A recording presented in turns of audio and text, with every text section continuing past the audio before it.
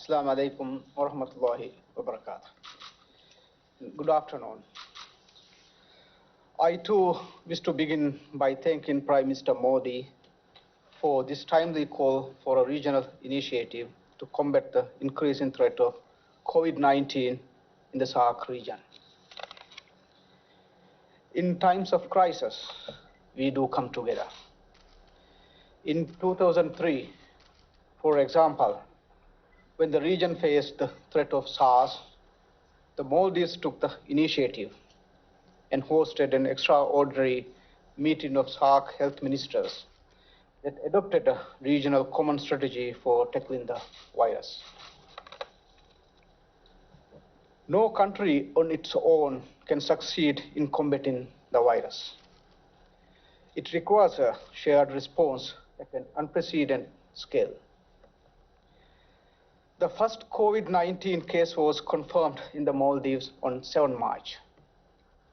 To date, there are 13 confirmed cases.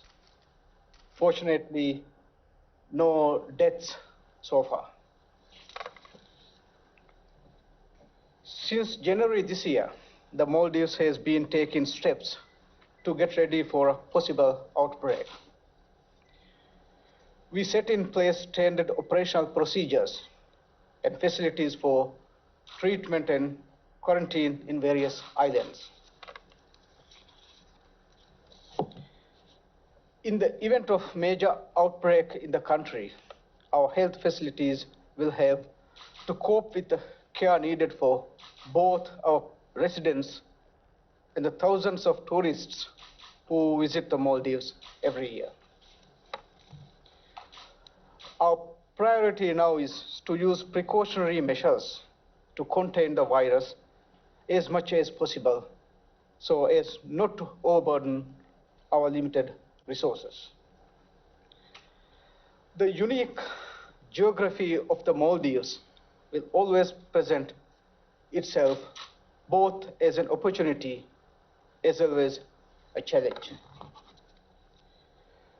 The dispersed islands make it easier for us to isolate communities whenever there is a suspected case. But in the event that a person tests positive in the outer islands and is seriously ill, requiring specialist care, the person has to be transported to the capital, Male. This is extremely costly and puts enormous pressure on an overstretched team of healthcare workers. Our tertiary hospitals in the regions are currently under development.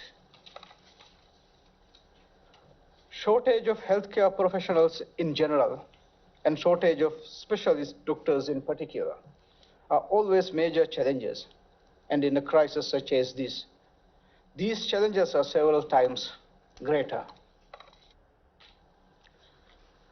The Maldives is fortunate to have received general assistance from India, and I convey my government's appreciations to Prime Minister Modi and the people of India. We have received medicine and a visiting medical relief team to work with Maldivian healthcare professionals. Excellencies, in the Maldives, the virus is showing in the most destructive measure the country's vulnerabilities to external shocks.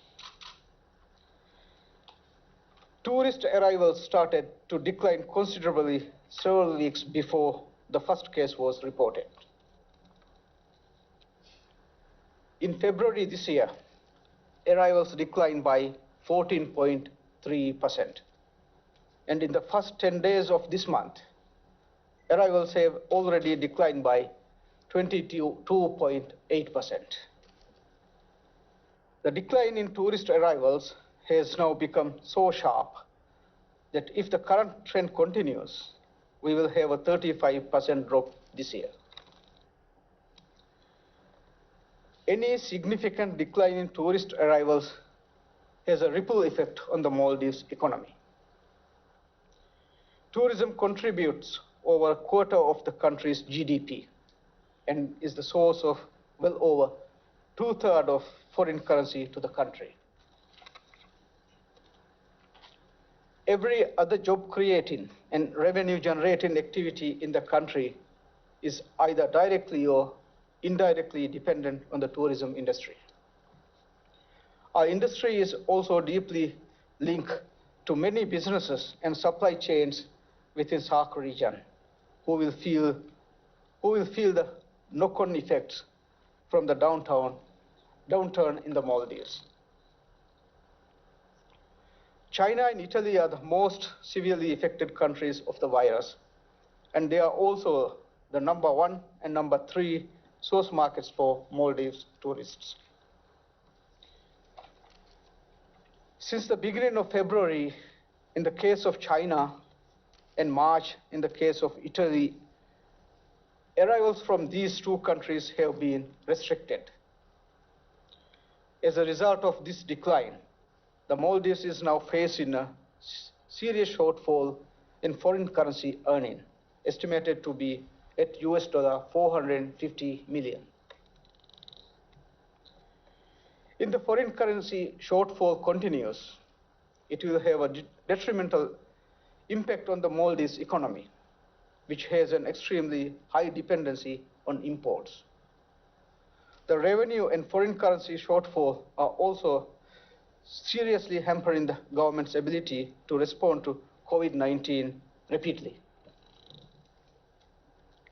The decline means serious shortage in total government revenue.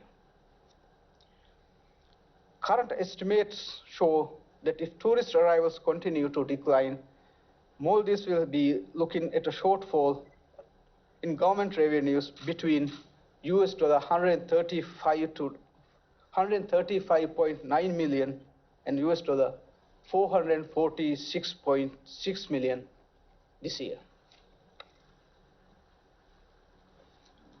I am therefore in full agreement with Prime Minister Modi on the need to formulate a comprehensive regional strategy. Such a strategy should, we believe, comprise 3 key elements. First, we should create space for closer cooperation between the health emergency agencies to ensure that the countries in SAARC have unhindered exchanges of information about the virus and best practices. Second, there is a profound need to formulate an economic relief package targeted to the affected countries. Third, a comprehensive regional strategy to fight COVID-19 should include a long-term recovery plan for the region. I will be happy to speak further on these elements in the discussions. Thank you, Prime Minister Modi.